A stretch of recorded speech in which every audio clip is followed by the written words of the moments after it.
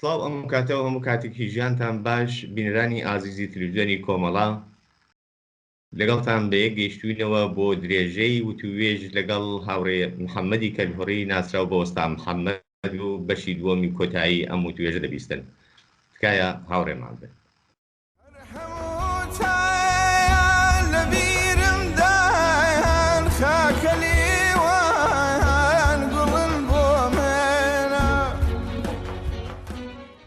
هاوڕێ محەممەد لە بەرنامەی پێشوودا بەشی یەکەمی بەرنامەکەدا لە توێژەکەماندا تا ئەو سەردەمەی کە بڕیار دەدەی کە تەشکیلاتی مەخفی جێبێڵی و بچیتە ناو بەشی ئەلەنی و هێزی پێشمەرگەی کۆمەڵەوە. پێم خۆشە سەرەتا باسی ئەوە بکەی کە چوونت بۆ پێشمەرگایەتی چۆن بوو، دیارە پێشتر باسی ئەوەت کرد کە دلیلی بڕیارەکە چی بوو، بەڵام کەمێک پێم خۆشە باسی ئەو سەردەمی چوون بۆ پێشمەرگایەتی وە دواتر کار و هەڵسوڕانی خۆت لە ناو هێزی پێشمەرگەدا بکەیتەوە بە کولی هێزی پێشمەرگە ئەو کات ئەرکەکانی چی بوون و هەڵسوڕانیان چی بوون بە شێوەیەکی گشتی. هاوڕێکەکەم بەرحال وەختی من دەچمە دەرێ عەربی عێراق دەبم دیارەوەش من تقریبا مانجێک زیاتر لە بەدەستی عێراق جیران زیندان بوو. ئێستا نەگەیشتمە تەمەرکوزێک کە قرار من پێیان ملحەق بم لە منتەخە ئێستا بە درەجەکەوتین جیران لە حوتاش بەرحال حوتاشە گرتیانی دوای دوو ڕۆژ ئێستا بە بیانهایە کە گرتمان لەگەڵ کامستای مەعماری و ماوە مڕاتمە دەر ئیتر من دوو مانجێک تقریبا لە عێراق جیران دوای دوومان کە چۆن گەیشتن بۆ ڕۆمادیە و گەیشتمە ڕۆمادیەش کە دوای تشکیلات هاتا بە شومان ئەمانە من هەر لە جۆری تەکش بوون ئەو دەمیشت بە زۆر هەنی واقعان ئەلێنا نەدەکردن بە ئەسەد گوڵچینی هەموو خۆشەویست و هەمووش تاکیدی بوو کە تۆ دەتوانێت بمێنەوە توانین پێ لای مازندەران و ئەمانە لەو شارانە بمێنی. منیش پێشتر کە یادی لەگەڵ کاسەدێق کە ماگەبێنمان زۆر خۆش بوو لەو منتەقەی سەردەشوشتا اتفاقاً هاتە ژووری هاتە ناو بەقەڕی تەکشەوە یەکترمە ماس کردو ناسینەمانە کلیکەی هاتی وتوما هاتومانە کوتی ئەسەد بۆ دەنگۆ نەکردو وەستاهات و من بیبینم بە ڕەفیقی قەدیمین و بە لە خەڵکتر ببینن کوتی پێمان خۆش نە کەس ببینێ و بەرحاڵ بەرنامەمان بۆ هەیە ئەسە دێوان کچوون بۆ نەهار قەرار بوو نەهارش بۆ من بێنن جاو فاسل لێ کاسەدێق هێندێک لێ پرسیم کوتی چ دەکەی کوڕەوتم چ دەکەم منەوە خەڵاتم 50 لێرە خۆمشدا خەریکم دووبارە بمنێرنەوە کوتی چی ئەوە مۆزوعەکەیە ئیتی دەستی گرت من لە خەندەشە بوونەوە دەستی گر ناوەندی لە خەندەشە بندی بەرمە ناو جەماعەت ئەلەنی کردم ئیتی لەوەدا هاتی من ئەلەنی بووم بەرحاڵ باشکرایی هاتمە ناو ڕێزی بەرحاڵ پێشمەرگەی ئەلەنی کۆمەڵە و دیارە لەو باوەشە کارشتە زۆر کراوە لەو ماوەیەدا کە وەختی من دێم وەختە ئاشنا و دوو ڕەفیقان دەنبینەوە خۆشحاڵ و ئەمان بوون بەڕاستی زۆر خۆش بوو بەڵام شتێک نیگەرانیم بوو مەسەلە ڕەفیقەمان کە ما بۆ وەژیرا بکە زیاتر نیگەرانی ئەوە بوو کە چی لێ بەسەر ئەمادیار بەخۆشەویش دوای بەر دەبێت دێ بۆ کوردستان تشکیلات ئەلەنی وەسلی وەختێک من واقعاً تەسەوری فەرقی کرد بۆ ئەو تەسەورێک ئەو من دەم کرد لە ناوە یا خەڵک دەیکات و دێتە ناو تشکیلاتی ئەلەنی هێندێک جیاوازی هەیە هێندێک جیاوازی دەبینە دیارە خۆ سیاسەت و بەرنامەی کۆمەڵە ڕۆشن جوان بەڵام دەبی هێندێک خەڵسو کەوت هێندێک ئەمانە کە مەدەگەڵی دەرجی دەبووین وما غەریب بوو دەبێت نابێ وابێ هێندێک شت گۆڕابوو بە ئێستا خەڵک چوزان پۆپۆلیستی کە مەدەمان بین دەبێت پێشمەرگەی کۆمەڵە وابێ ئەوە نەمابوو هێندێک شت گۆڕی وەڵام باخان بەخۆشیەوە بەڵام تشکیلات کۆمەڵەوە خۆی هەمان بازوو هەمان بۆچینی خۆی هەبوو دیارە من وەختێک باشلات ئیتر سازماندهی کرام و ئەمانەت هەرچەند کە نادیشە مە ئامۆژگار وە قانووا بوو دەوری ئامۆژی بین و دووبارە من ئامۆژیم خۆم دی بوو باشتر دەوری ئامۆژی من لەسەر سنارە بوو عادی بخێر دەوری پێدی بەرمە بەڵام کوتان قانونە و ئیتر لە ئامۆژگان بەڕاستی کارایەمان زۆر بوو کارایی خۆم بسن کارشتەمان تا دەورەتەوە بووی تر لە وەرگانەکانە زیاتر من سازماندەهی دەکرا ئەو کاتە وابزانم بە پانتایی هەموو کوردستان هێزی پێشمەرگەی کۆمەڵە بوو لە گوردانی جۆرا و جۆردا سازماندرا بوون و کار و فعالیتیشیان بەو پانتاییە هەبوو بەڕستان لە شوێ سازمان درابوون یا ناوچەی کار و فعالیت و تەنیا مەحدودەیەکی دیاریکرا بوو یاوەی کە بۆ چەند ناوچەیەک حضورت بووە و تێدا چالاک من کاکەرێم وەختێک ئەرێنێ بووینە بۆ سازماندەهەیە بە پێی وەزێتێکە بوومانەوە ماڵدا بەرە چەند برامان جیان لە دەستدا و بیسلااوکو بنە ماڵی جان بکردو چانەکرد من بۆ منتەقە نەرەچوومەوە نانارمەوە وەکو سوول وەکو پرانسیەکە کۆمەڵە بووی کە و خانوادانێکە دەکرێتە 16 توشتە ئەمانە کە من ئەڵەنی دەبم ئیتر ئەم دیارە بڕیارێک درا بۆ بڕیارەکە وەرەقەون خانوادانێکە کەسی زۆر لە دەستداوە دەبێ ڕاگیرێن نەنێردنەوە بۆ شەڕۆمانە بەحاڵ کارێکی دروست کۆمەڵ دەبێت احساسی مەسئولیتکە من بۆ ئەوەڵین بار سازماندەهەیەکێ من لە وەکو پۆرژەل دایانم بە ڕەوابط عمومی بە پێی وەزعەتی تەبەقاتین و قسە و باس و سین و ساڵە بە ئیسلا لە ناو جامعەدا هاتم و ئەوەڵی سازماندەهیم من لە ئۆرگانەکاندا ڕەوابط عمومی بوو دایانم بێ دەستم بەکار کردی دوور بە دوای ئەوەدا ئۆرگانەکانی دیکە مەسەن وەکو سەرپەرستی بنەماڵەکانی خانەوادەکان خەزانەداری مەسئولی ئامۆژگا بزانم دەبیرخانە ئەمانە بەرحاڵ ئۆرگانها کە من تا دێمە دەرێت لەو ئۆرگانانەژدا کار و فعالیت خۆم کرد و مەشغوڵی کار بنەماڵی بەڕێستان پێم وایە لە جریانی ڕاپەڕین و شۆڕشی خەڵکی ئێران و دواتریش تاوانی زۆرتان لە پێناو ئامانجەکانی بەرزی ئینسانی خۆتاندا داواکە ئەوەندی ئاگادار بم لە بیۆگرافی بنەماڵەی ئێوەدا چەندین برا و خوشکت شەهید بووە ئەگەر زۆر بە کورتی باسێک لە چۆنیەتی شەهید بوونی ئەوان بکەیوە چەند برا و چەند خوشکت شەهید بوو بەڵێ کە هاوڕێکەجامە خانوادە ئێمە یەکشت بەخۆشیەوە بڵم باوکم ئەوای لە انقلاب کە دەست بەکارکرا سیاسی بوون واقعاً تەشویقی کردین ئەنی دوو قسەی زۆر خۆش لەگەڵ مەکرد تو ئەگەریەوە دەتان هەوەیە واقعاً پێشمەرگایەتی بکەن و کارێن بیکەن بەڵام ئەگەر نەشتاویست مەسی خۆتان قاساغ مەکەن و سپێنە مەیەنەوە یعنی بام ئەوە قسەی بوو یعنی بەڕاستی ئەوە قسەی بە ئێمە کە لەسەر ئێمە قسەی دەکەین لە بنەماڵەی ئێمەدا مەسەلەن ئەو فشار و خەفەقانی خانەوادەجی نەبوو بەڕاستی دارەمەکان حەوت برا و سێ خوشک بووین ئەمە بەدوای ئەوەدا بەحاڵ من بووینەوە پێشمەرگە بڵێن دوای ئەلەنێبوونی هێرشی جمهوری ئیسلامی قەرار بوو وەستافتای براشم و برایەنتریشم هەوزەمان بن بەڵام ئەمان بداخەوە نەگەیشتنە بۆ حملەی دووەم کە بە ئیسلا کەریمان بۆ پێشمەرگە دیارە ئێمە لە خانوادی مەدا کەریم و حسێن پێشمەرگە بوون حسێن ئەسیر بوو حسێن بە برینداری لە عەمەلیاتا ئەسیر دەبێت کەریمیش کەمە بەحمۆرتی دێنێرنەوە ماڵەیە بەداخەوە وەختێک لە ماڵە دەبێت کەسێک بێت وەکو ئاشنا ئیسلا خەبەری کوڕەکانی نازانم چۆن خەبەری دەبێت ئەمە ئەو نەفەرە چۆن خەبەری دەبێت تۆمانەی تر خەبەری کوڕەکانی لێپرسیە ئەو شەوە بۆ بەیانەکەی زوو دەوروبەری ماڵی مەدەگیرێت و جاش و پاسەپێوە دەبن کەریم بەداخەوە دەگیرێت دوای دەگەڵ ئەو 50 نەفەر 50 نەفەرەکەی بەناوبانگە ساڵی 60 ئەدام دەکرێت هەروە کاڵی خوشکیشم دارە کاڵێک ژنێکی ئازاد و سەرڕۆ بوو هەتا لە دێژ بوون جەوان بوو زۆرشی قبول نەدەکرد لە هەتا لە ئاقاکانیش زۆر ینی کسێکی هەڵکەوتوو بوو بەڵام بە پێیەوەی کە هەر ئەوڵی انقلاب مێردەکەی لەگەڵ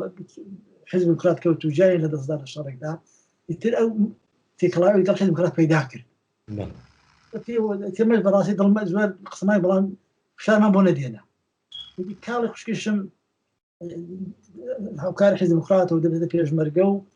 کە ساڵی 77 دەگەل بیرماتنەوە دەینێرنەوە بە شێوەیەک بۆ عەمەلیات بۆ ناو شار دەینێرنەوە بۆ ناو شار ئیتر دەسیسە دەبێ معلومێ واقعان چۆن دەبێ ئەمە دەگیرێ و ئیتر داگرن لە ماڵێکدا بە ئیسلاحات داگرێ و ئیتر بە شێوەیەکی زۆر وەحشیانە دیارە 2000 پێشتر گیرا بوو دوو جار ژیراب ئازاد کرابوو زوو بەزە ساڵەکانی 60 ئەوانە ژیرابووی 63 ئەوانە کاڵێ وەختێ ئەمە لە لای لای ڕێبەراتی بوو مەلا قەشمان لەگەڵ کرد و قەراژ بوو بێتە لای ئەمە ئەمانە بەڵام وتم کارێکم پێدەستبرن کارەکە دەکەم و بگەڕە و زاد بێت ئیتی کاڵەمان نەدیوە مەتا ئیتی خەبەرەکات باو کاڵێ ئیسلا ئەدام کرا ئەمانە باوکم کە بۆی دژەڕاینەوە زێرانەکەی بەڕاستی زۆر وەحشیانە بوو حتا تەنانەت وەختێ بام بانگ دەکەن دەڵێن وەرە کچەکەت زەد دڵە کچم خۆم لێرە دەڵێ باوەرە جەنازەکەی بەرەوە بیمارستانە وەختێ مارستان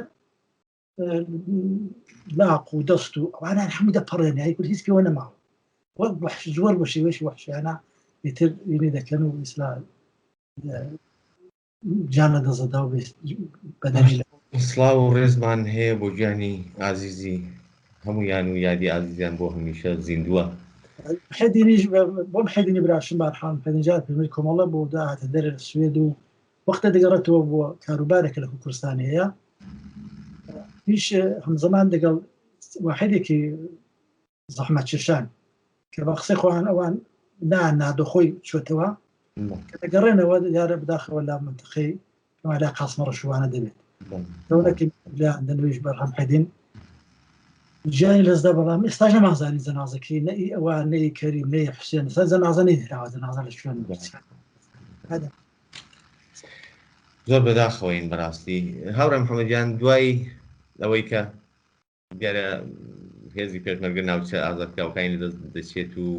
دەچێتە کوردستانی باشوور نیشەجێ دەبێ و لەوێدا ئوردوگاکاندا کار و چالاکی خۆی ئیدامە دەدات و ئێوە حتمما هەر لەو پرۆسەیەدا واردی خارجی باشووری کوردستان دەبن و ماوەیەک بێگومان لەوێ دەمێننەوە دواتر بڕیان دەدەن کە چن بۆ وڵاتەکانی دەرەوە پێم خۆشە ئەو پرۆسەیە تۆزێک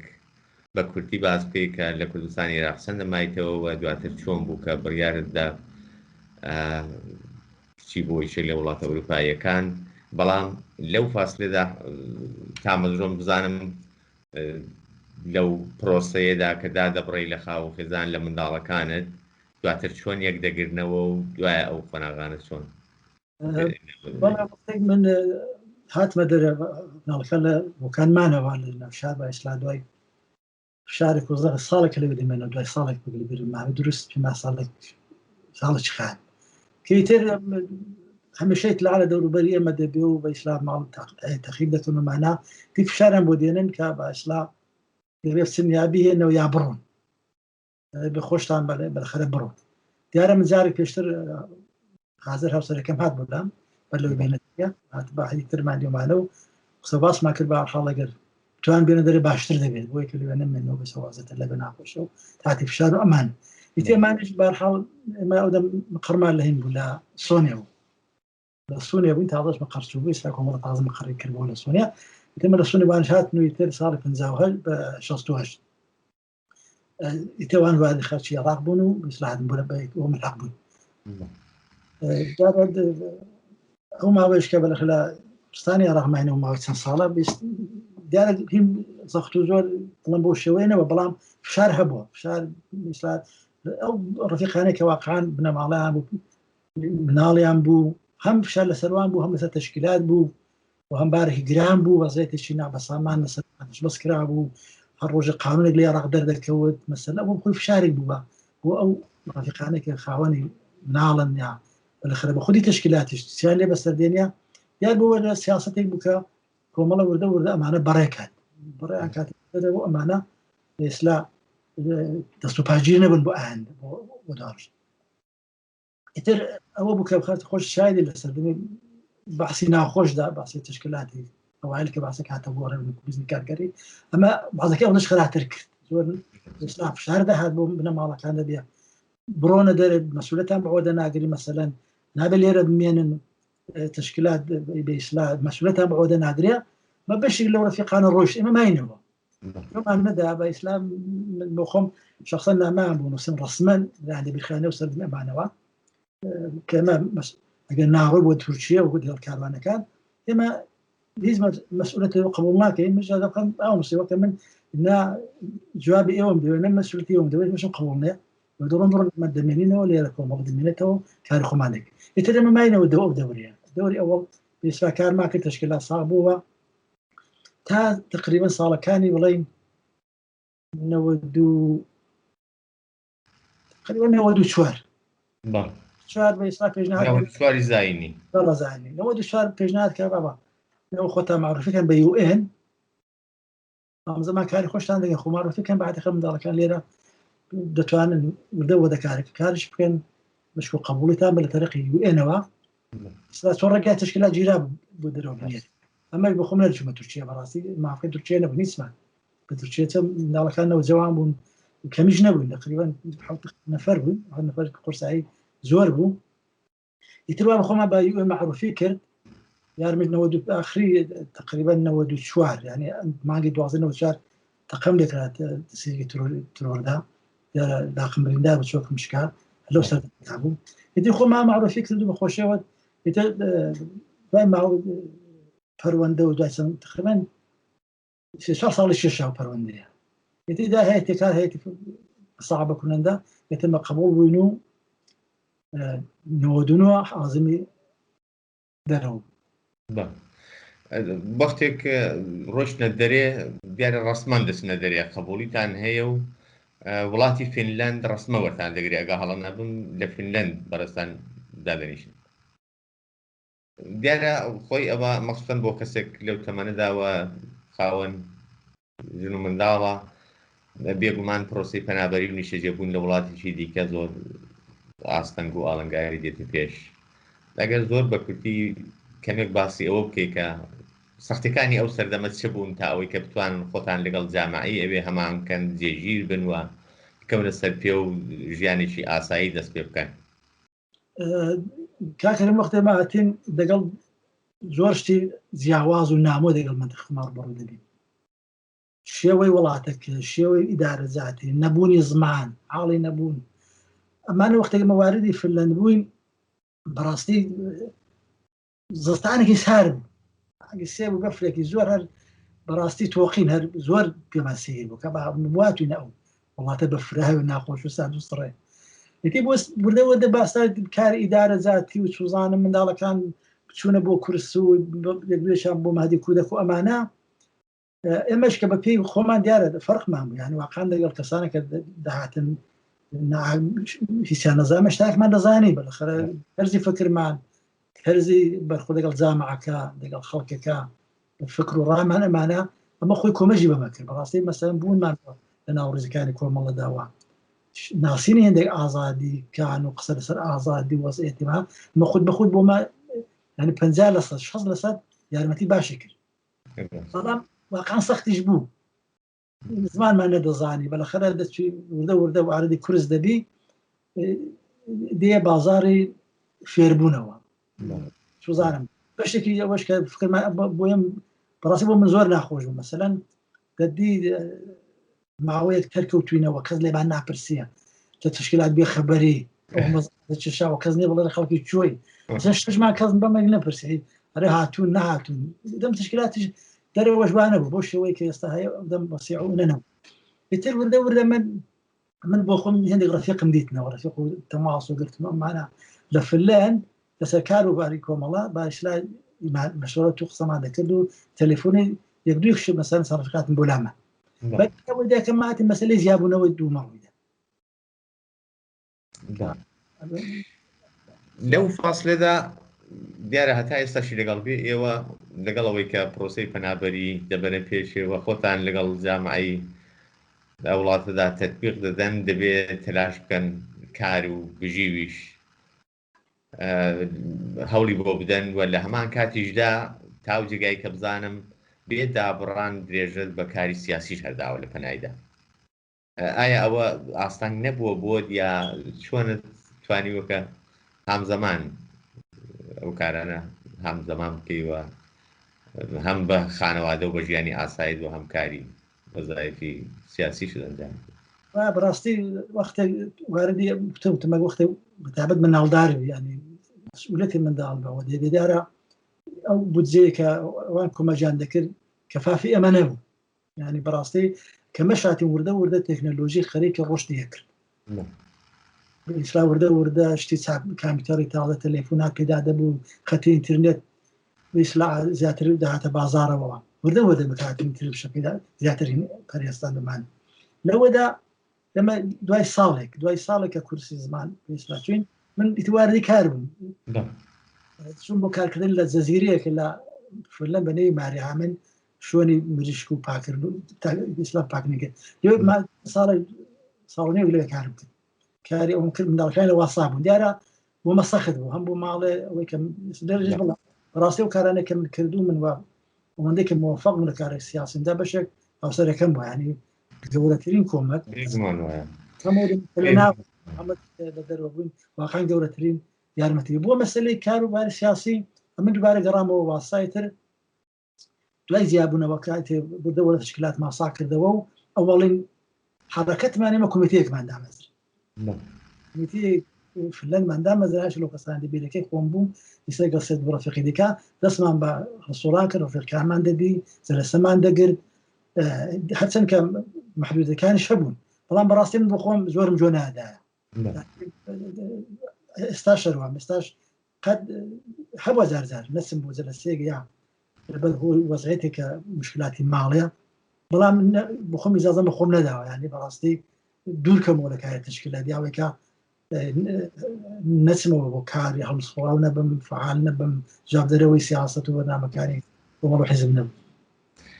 وەستا محەممەدجان پێم وایە وردە لە کۆتایی بەرنامەکەمان نزیک دەبینەوە بەڵام پێم خۆشە بزانم کە کاری سیاسی ئێوە لە دەرەوەی وڵات معمولەن چییە چی دەکەن چه ئەرچێک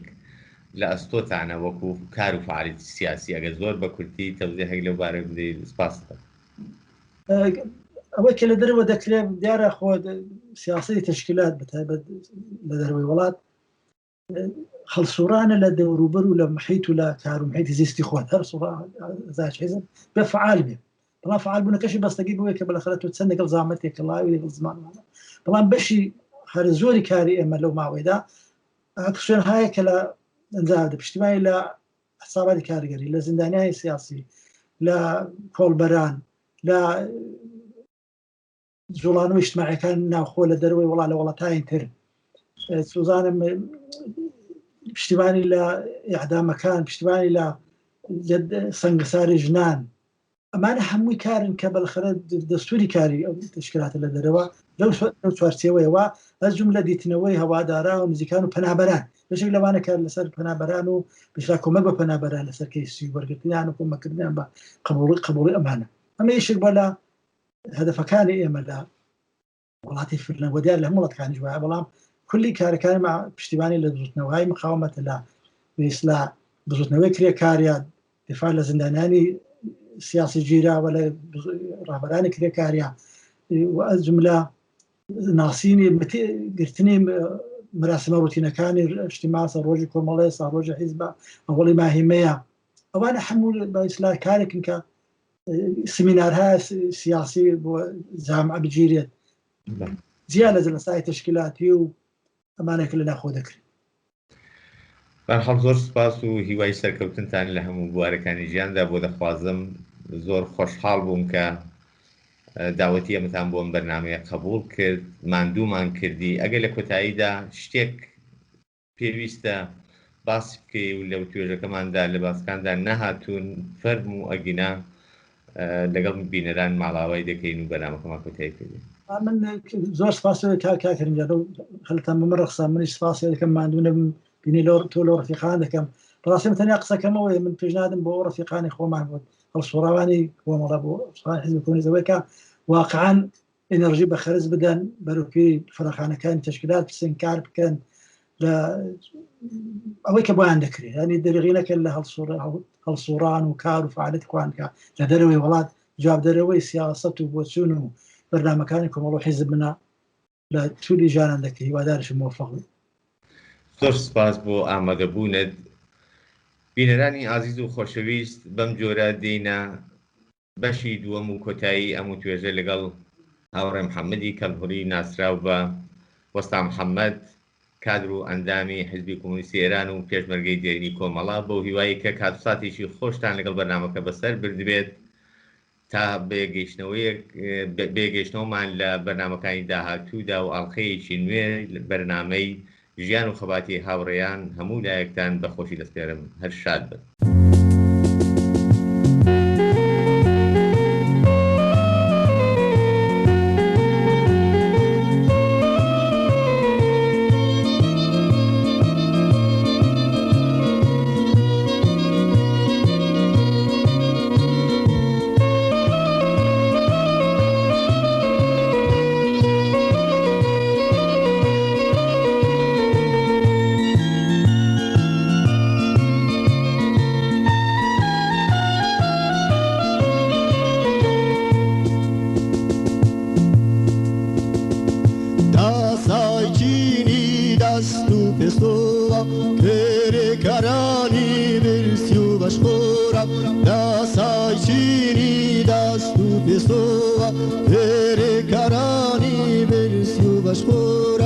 بشمینتانی خواهد نجات